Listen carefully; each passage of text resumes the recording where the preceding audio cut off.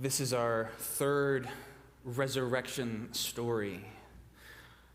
This series after Easter, where we are leaning into those places of seeing Jesus on the other side of the resurrection. And this is one of those stories that I admit is probably not for everybody. If you have never been exhausted, then the story is probably not for you. If everything you have ever done in your life has succeeded on the first try, then this scripture probably isn't going to resonate much.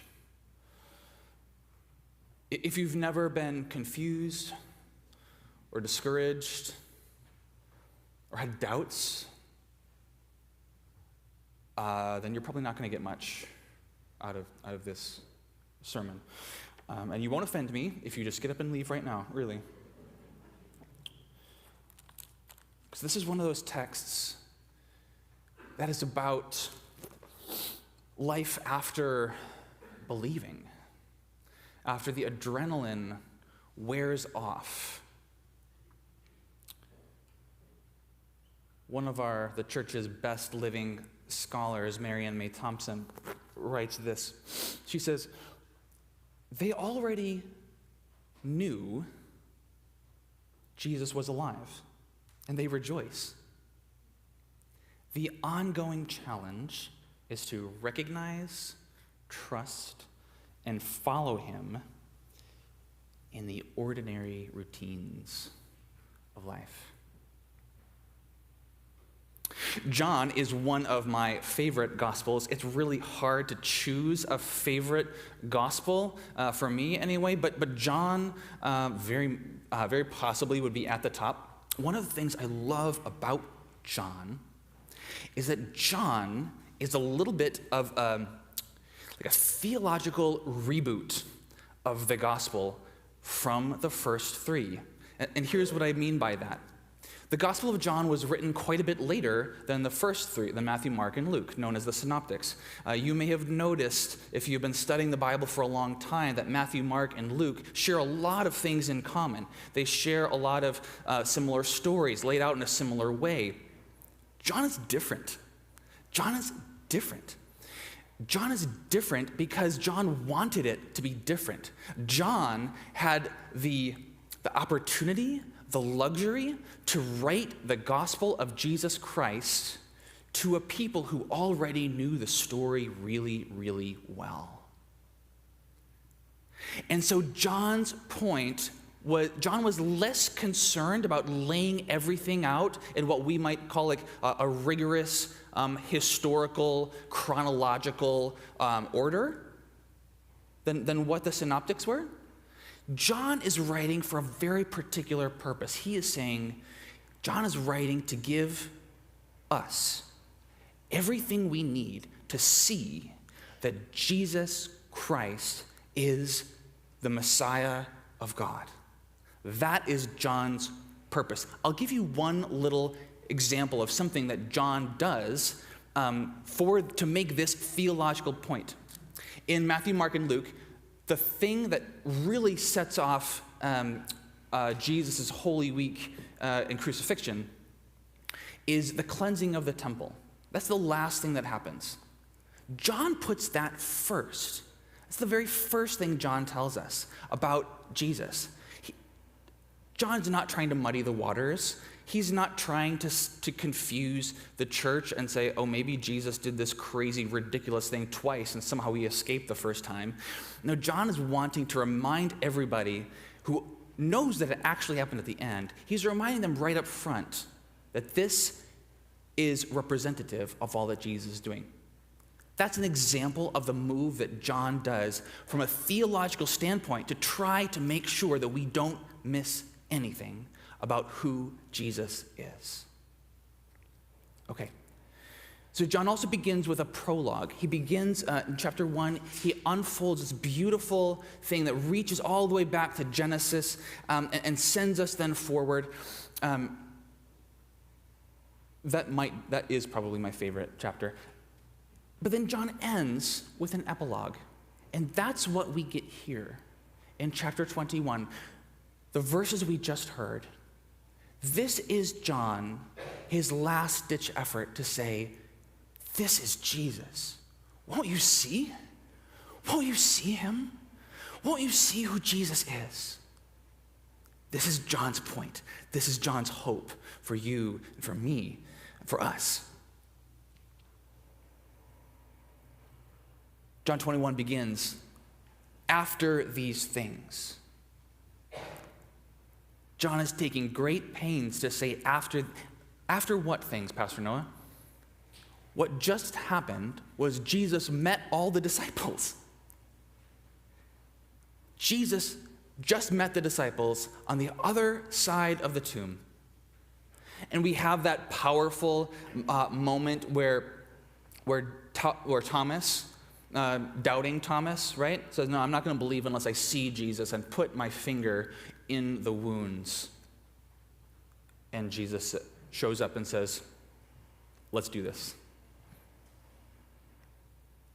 And Thomas says, my Lord and my God.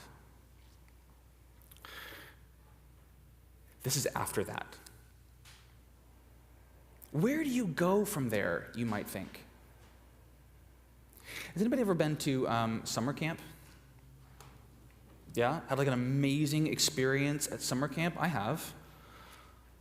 Some of those moments, or some other kind of event in your life that has just been so incredibly densely packed with just sparkling magic that the other side of that, it just has to be a bit of a letdown.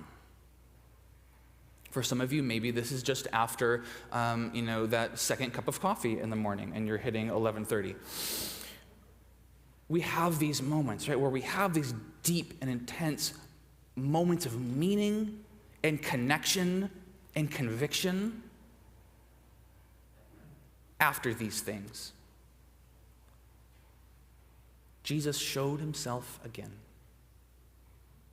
The first thing that John wants us to know, that I want you to know, is that Jesus' intentions toward you, his presence in your life and in this world, have very little to do with the sparkle and the pop.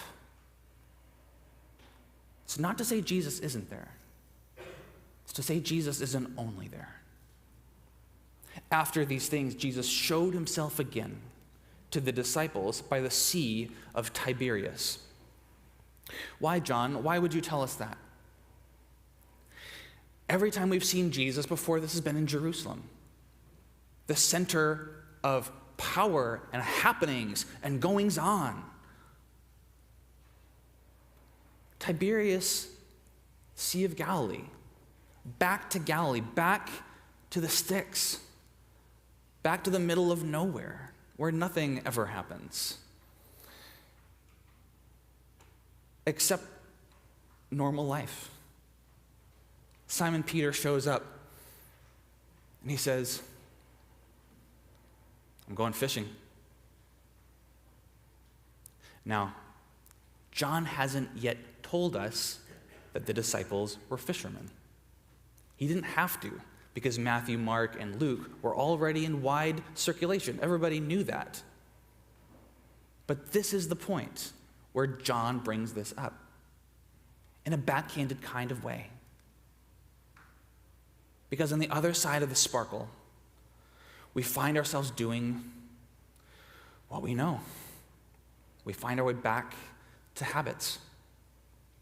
Now, some people in the history of reading John 21 have gotten really down on Peter, saying like, come on, dude, like what are you doing here? How can you go back to fishing after all that you've seen?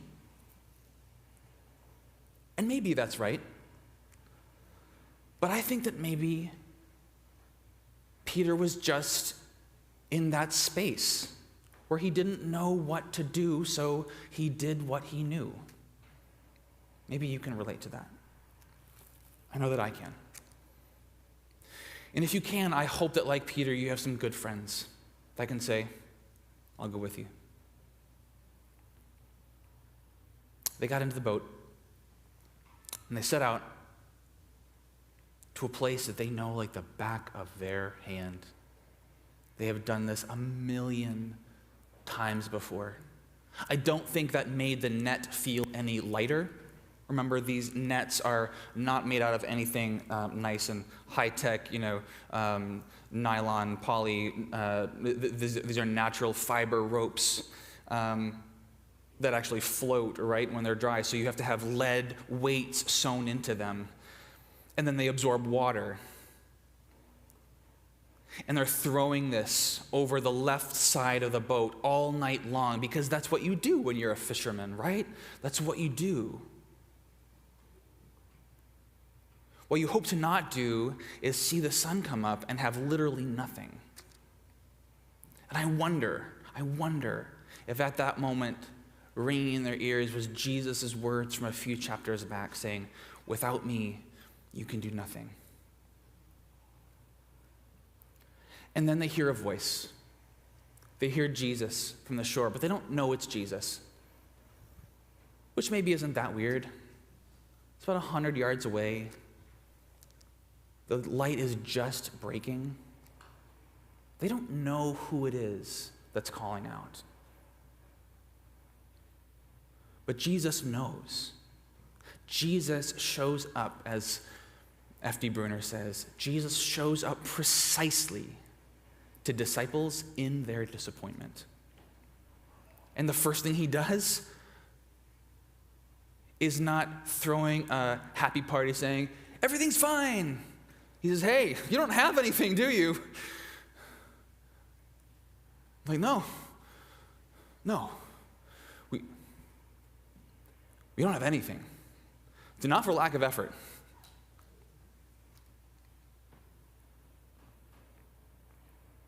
And then they hear these words coming over the water, "Throw the net on the other side."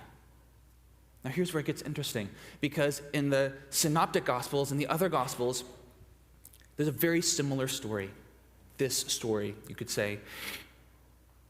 But there, Peter says, because he knows Jesus ahead of time.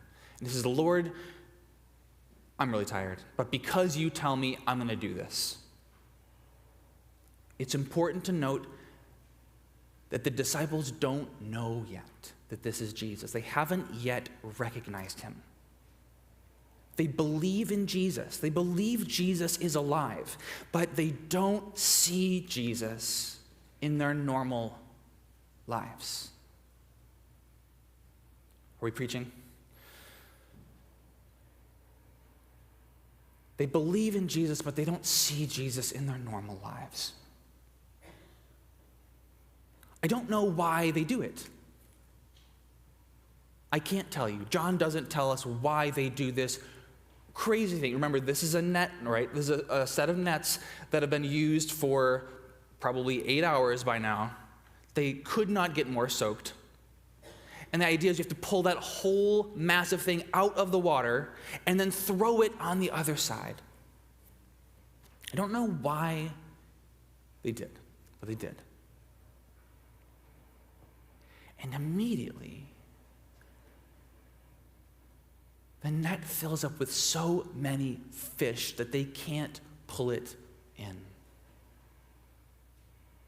And it's in that moment of abundance, it's the abundance that causes the disciple that Jesus loved to see Jesus there in normal life. The disciple that Jesus loved says, "It's the Lord."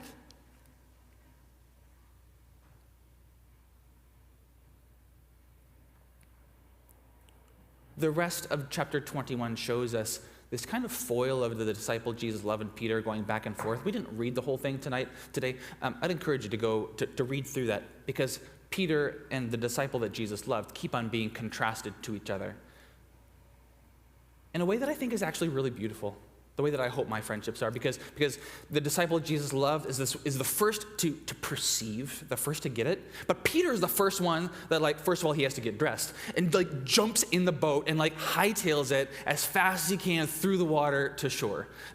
notice none of the other disciples felt the need to do that. They just kind of they're like, okay, Peter, there he goes again. They row in, right? So there are other ways to get to Jesus. But I love the community encountering Jesus and believing him in different ways.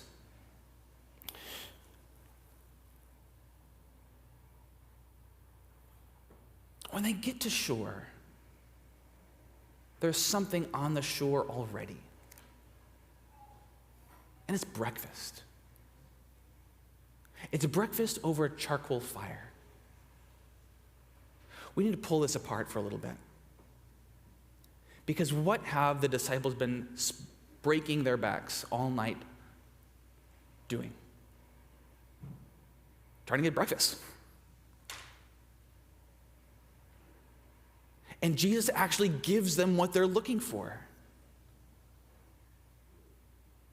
But before they have a chance to do anything with that massive haul of fish, Jesus has breakfast waiting for them on the shore. And it's being cooked on a charcoal fire. You know the last time Peter saw a charcoal fire in the Gospel of John? It was the fire he was warming himself around when he denied that he even knew Jesus. And now he comes to another charcoal fire where his Lord and ours is making a meal of forgiveness and sustenance.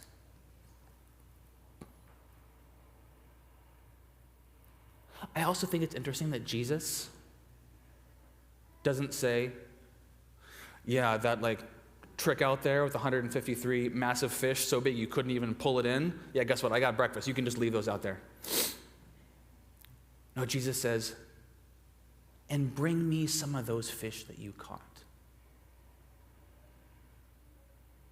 Bring me some of that abundance. The place where you recognized me. Bring that abundance.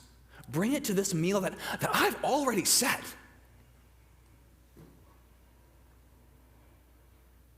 Bring it in. It's time for breakfast.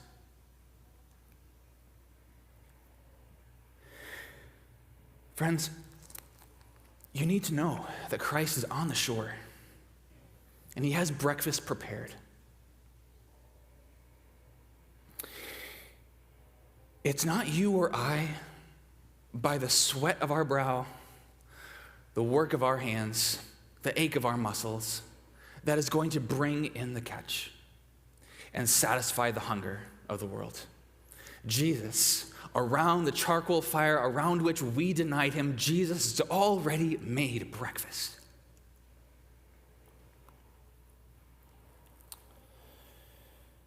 And where have you seen the abundance of Christ?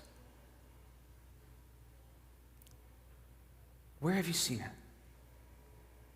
Maybe it's been in your family, your closest relationships. Maybe it's been in your studies, things that you have discovered, readings that have changed your life. Maybe it's in your bank account and your portfolio.